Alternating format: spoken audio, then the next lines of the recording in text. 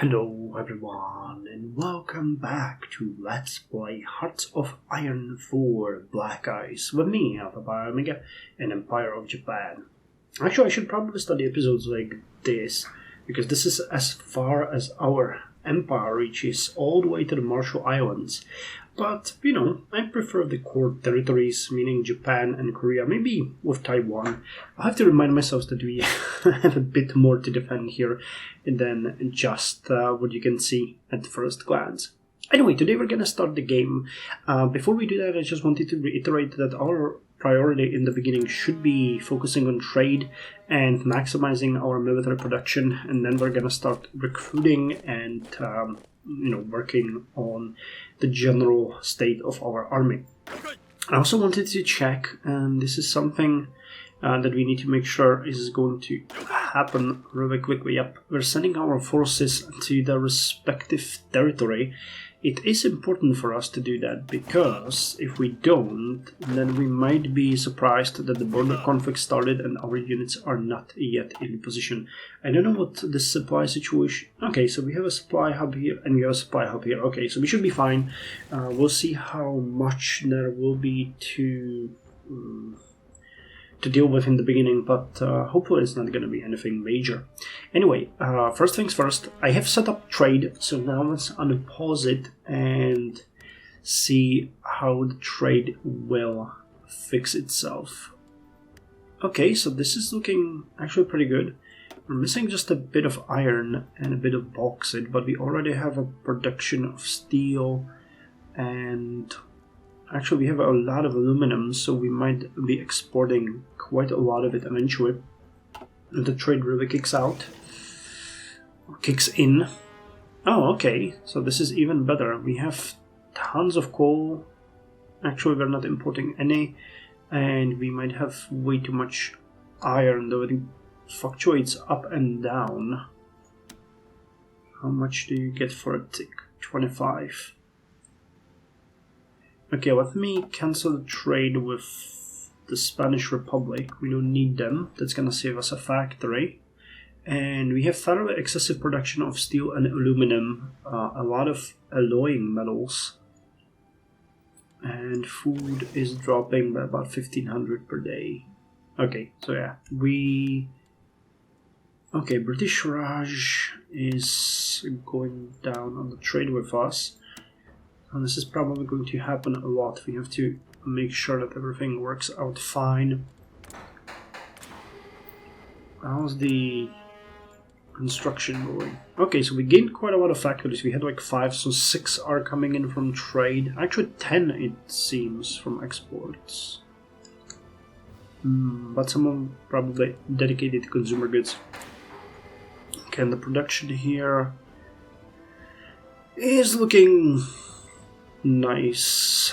We're about to produce roughly 1 heavy cannon, 1.25 per month at this point, so it's gonna be about 2 per month. We're producing about 1 medium artillery piece per week, about 2.5 of the light artillery.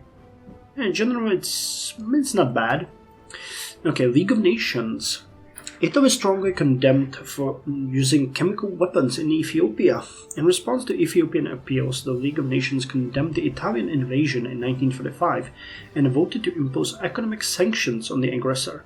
The sanctions remained ineffective because of general lack of support. Although Mussolini's aggression was viewed with disfavor by the British, who had a stake in East Africa, the other major powers had no real interest in opposing him. The war, by giving substance to Italian imperialist claims, contributed to international tensions between the fascist states and the Western democracies. The use of chemical weapons further escalated the tensions in 1936. Okay. Well, that was to be expected to happen pretty quick. Okay, we're getting a bit of political power. The first thing that we're gonna do here, when we get enough political power for that, is we're probably going to...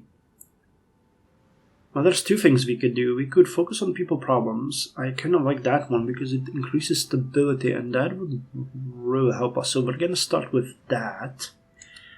But after that one is done, I will go with prioritize steel for guns. This is going to give us 12 military factories and increased factory output by 5%. It's going to hurt our naval production by about 7.5% and a little bit of malice to construction speed of our dockyards, but getting 12 military factories so quickly and so easily is like extra 12%. Oh, it's not 12%, but extra 14% of our production. General strike paralyzes Syria. Syria was paralyzed by a general strike organized and led by the young intellectuals, the bourgeoisie of the larger towns, and the nationalist bloc. The strike was called to protest against the French mandate and the lack of political freedoms and economic opportunities in Syria. The organizers of the strike aimed to achieve national independence and to end the French mandate, which they believed was a form of colonialism that denied Syrians their right to self-determination.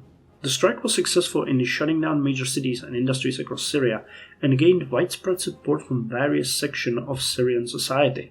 The French authorities are responding with force, using military troops and police to suppress the strike and arrest its leaders. However, the strike continues and has already resulted in the death and injury of many Syrians. The strike has brought the issue of Syrian independence to international attention and sparked a broader movement for national liberation across the Arab world. The strike also demonstrates the growing political consciousness of Syrians and their determination to fight for their rights and freedoms. Okay, so are our troops in position? I don't know what needs we have. Okay, so we need border. Shift the borders. Soviet-Japanese neutrality pact. Let me just get rid of everything here. The exploitations are pretty good, but I feel like we won't have time for that. Improve worker conditions is also pretty good, but costs 75. That's a little bit weird. I was expecting there would be a possibility here to start the conflict. Okay, so you guys are over here. I actually think we're gonna be fighting more in this territory, so let me just put you guys like so. And this cavalry unit, which is part of the Shaanxi Border Patrol, is gonna be moved to here. I mean, all of them will. And here we have 3 divisions over here, 2 cavalry divisions here, and we have the 2nd General Army here. Okay, I need to prepare for the invasion. So, plans. So the tanks are definitely gonna go through these plains and the less complicated terrain, so they will attack here. But the infantry will eventually move through the hills and the mountains and move behind the heavy units. So how are we gonna do this? You guys would... Okay, wait, there's cities over here, and I have a feeling that tanks are not gonna be very good in attacking the urban environment. Metropolis... You do have a bit of a bonus to attack. What about you guys? Oh, it's barely any difference. And you have way more attack. And way more breakthrough. So I guess you could attack Tianjin. And could be your goal. And then these 2 areas. Okay, that's a really weird plan. I'll just make it to attack the engine, and we'll have the 2nd General Army in the... Well, I mean, we don't have to at this point. Let's just disperse them in these territories, and the 1st General Army can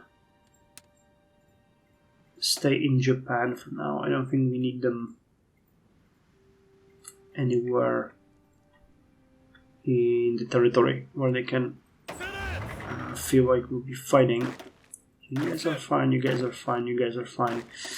Imperial Naval Landing Forces. I think you guys are gonna be stationed either in...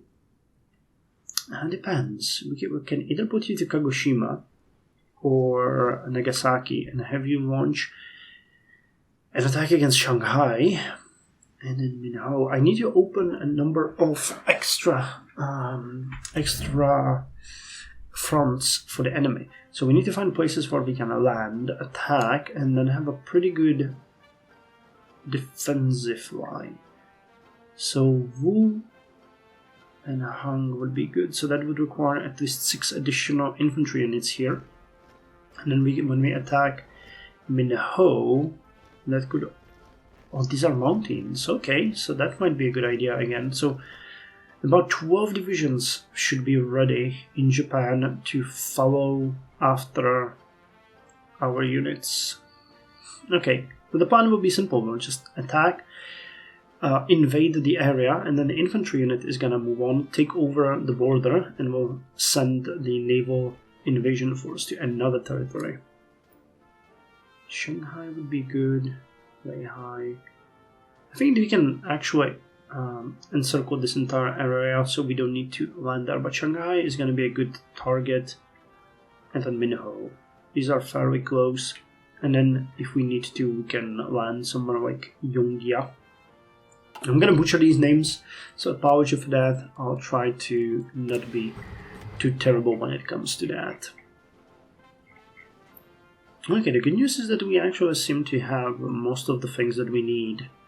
And at this point, we're not lacking anything at all. So that is good. And the Navy construction, not bad either. We probably already have, yep, we finished the ship. An V-17 class escort, Sokaitei. Okay. Minesweeping, light piercing, anti-air. Okay, join the main fleet. As I mentioned, I will deal with these and split them accordingly when we are between episodes, because it's going to be a lot of hassle and I don't want you guys to have to go through that. Hey, here we go. Shaanxi border conflict. Here it's... it costs command power. Okay. Japanese provocation at on border. Shaanxi.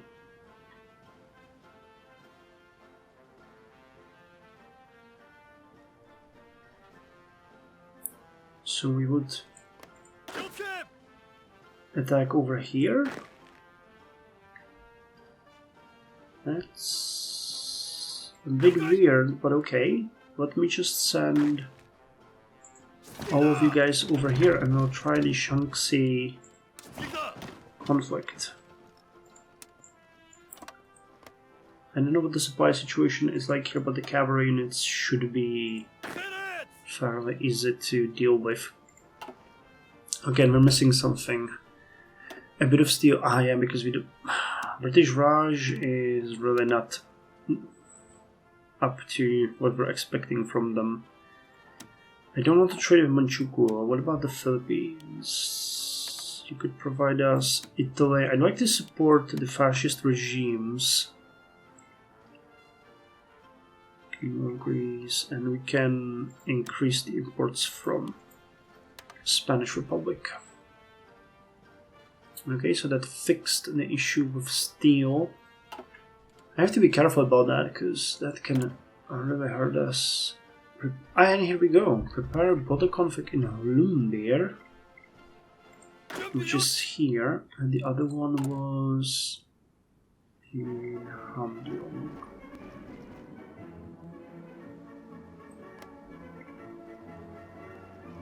Okay, so let's start the one in Hamgyong that doesn't seem to take anything. And over here in Lumbeer, already a border conflict at Vladivostok.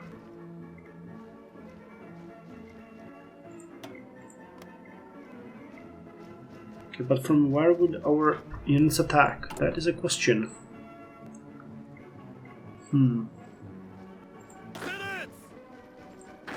are moving here.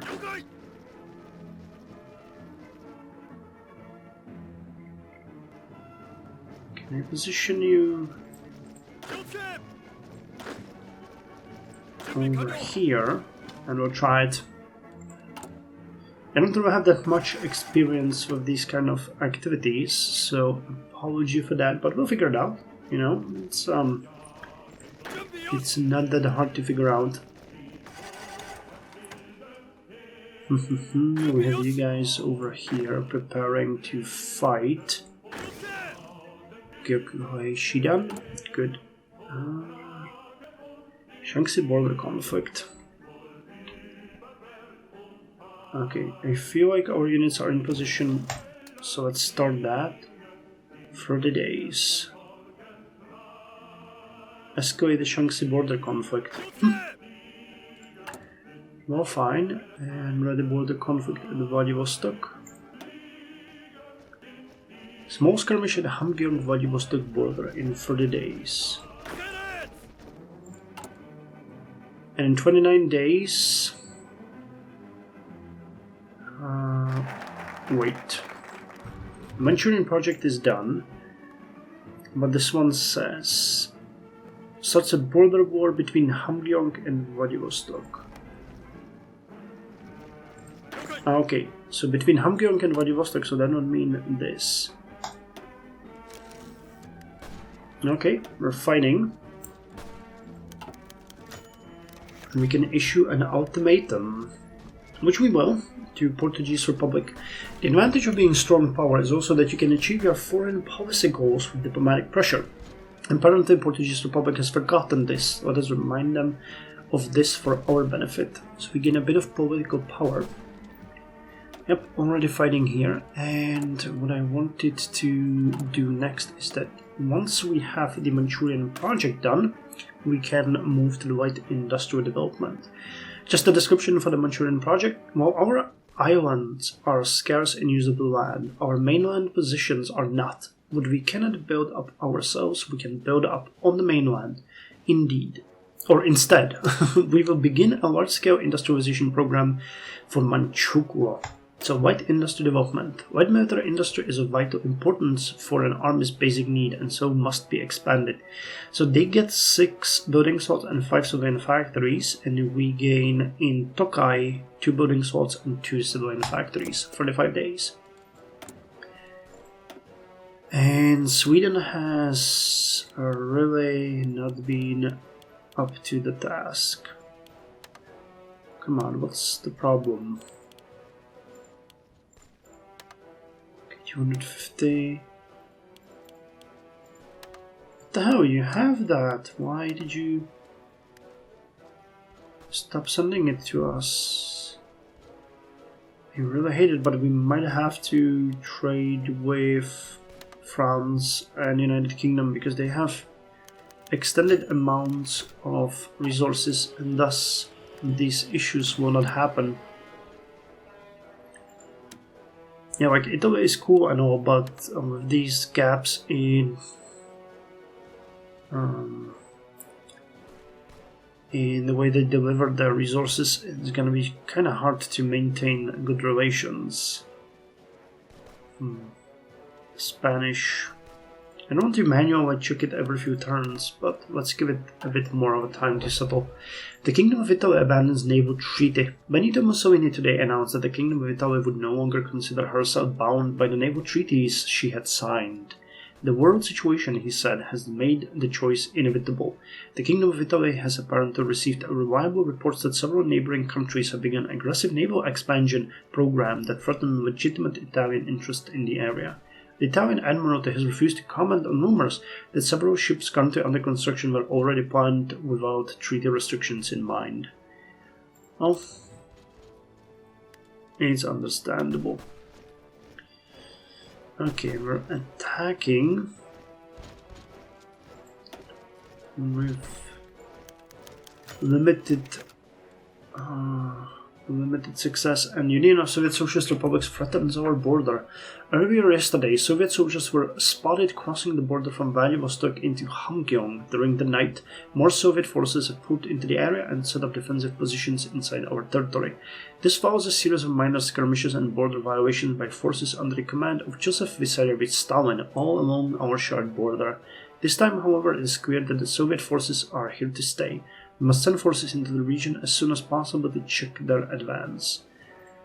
Okay, and that's where...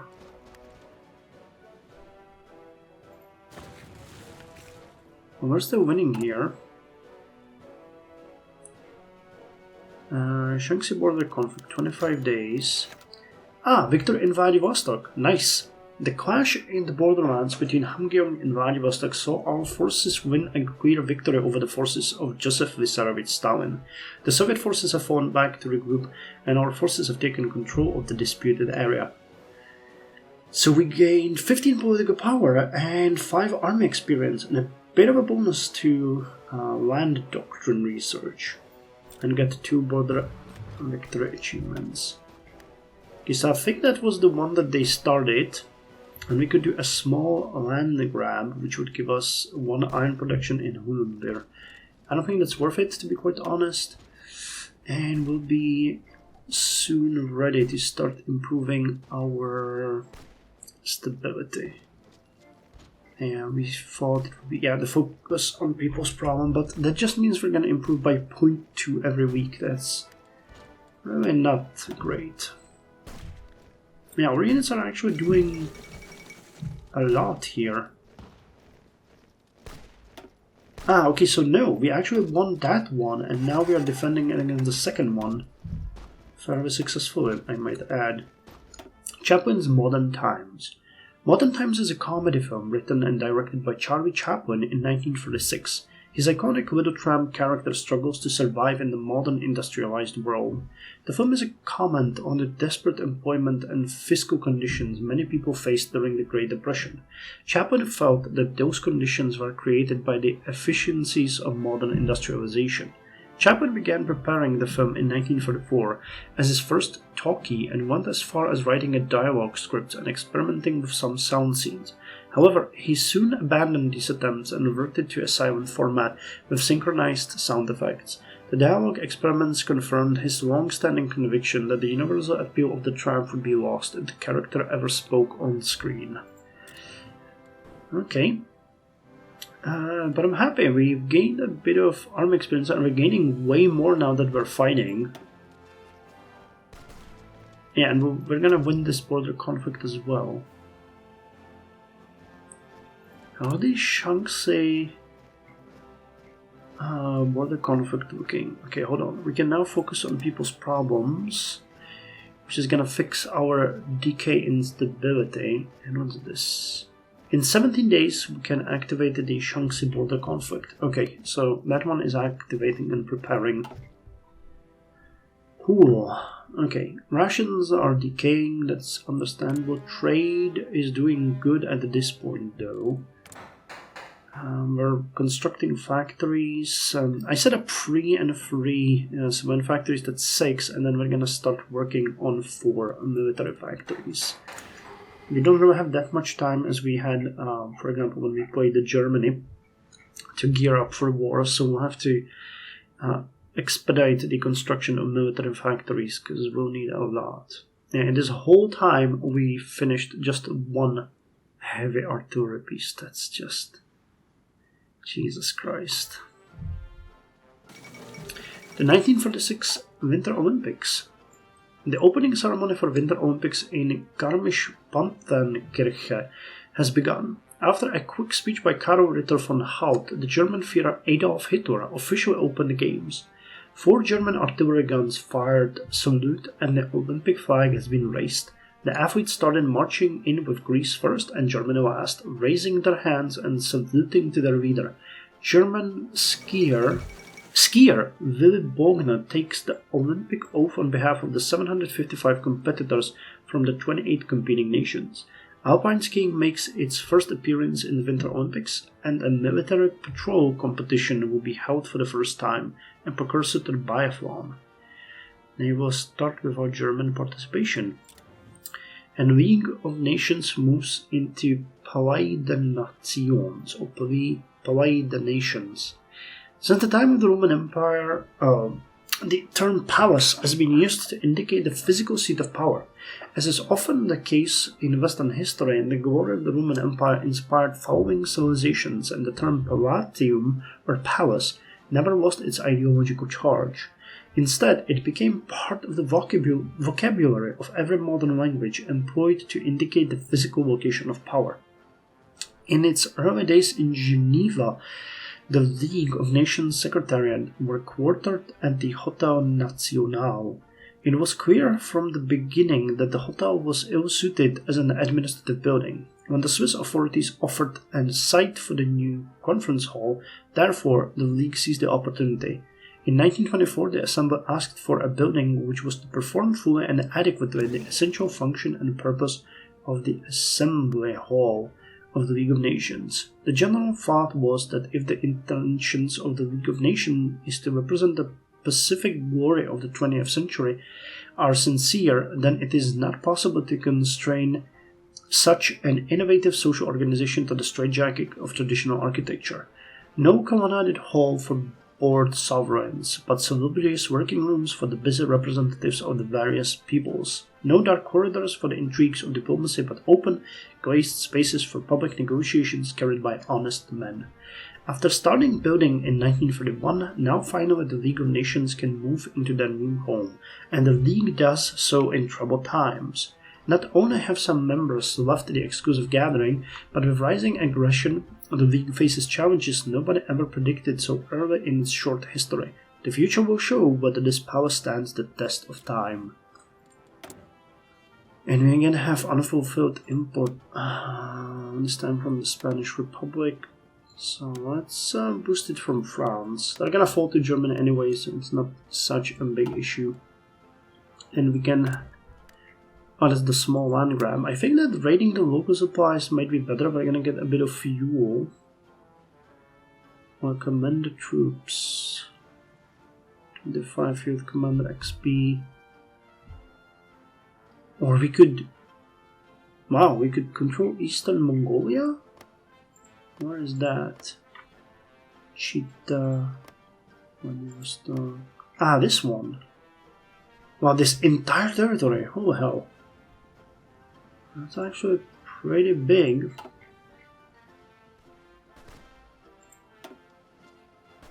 And who's fighting here? Mongolians, People's Republic, and Mengyang.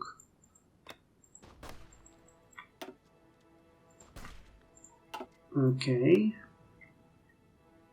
I have a feeling we might want to support them as well. So let me just take you guys. Do we have some of you over here as well? No.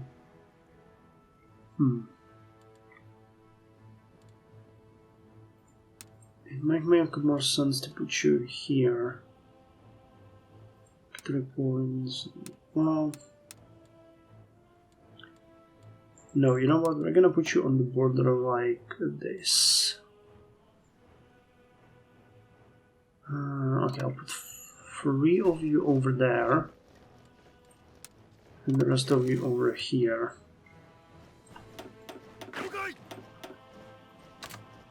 Okay, 5 divisions and 3 over there. Go, guys. That makes a bit more sense.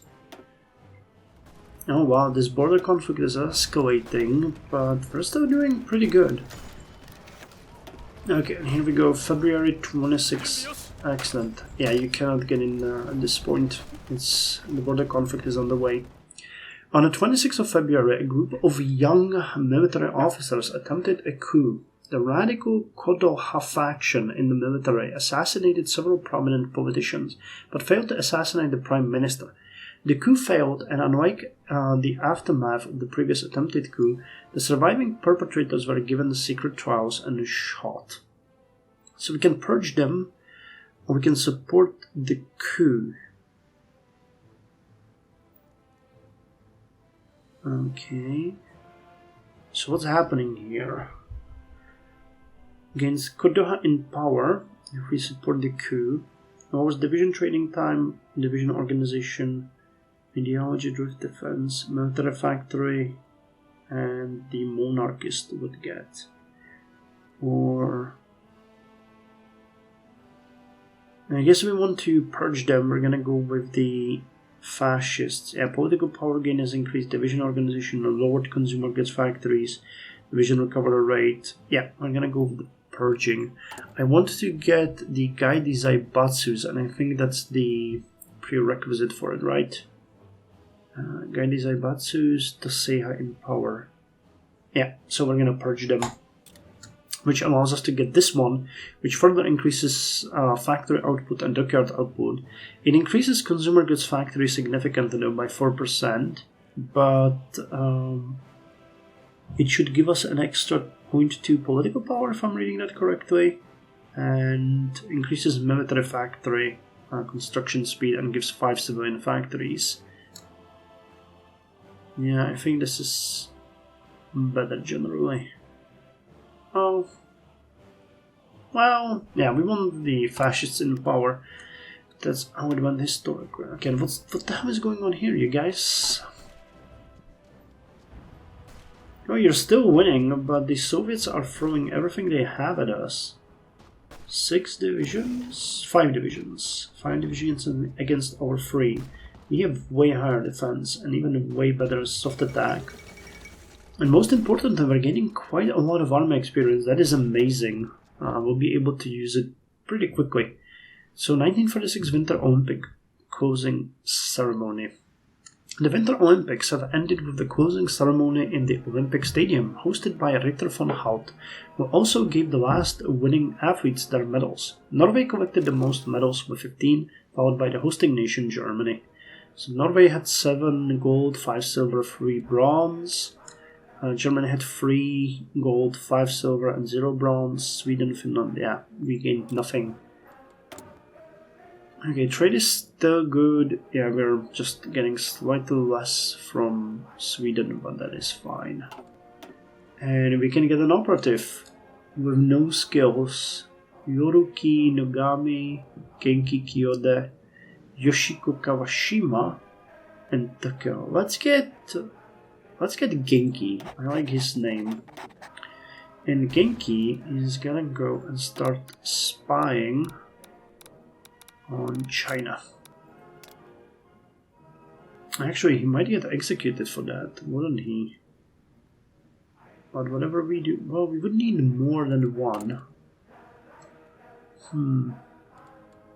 What can we get? No, that's a timeout decision. Border conflict running. Okay, well, and we're losing here, really? I wouldn't have guessed. It better be an attack, but there's just so many, it seems, and we cannot pierce them. That's the issue. And when can we...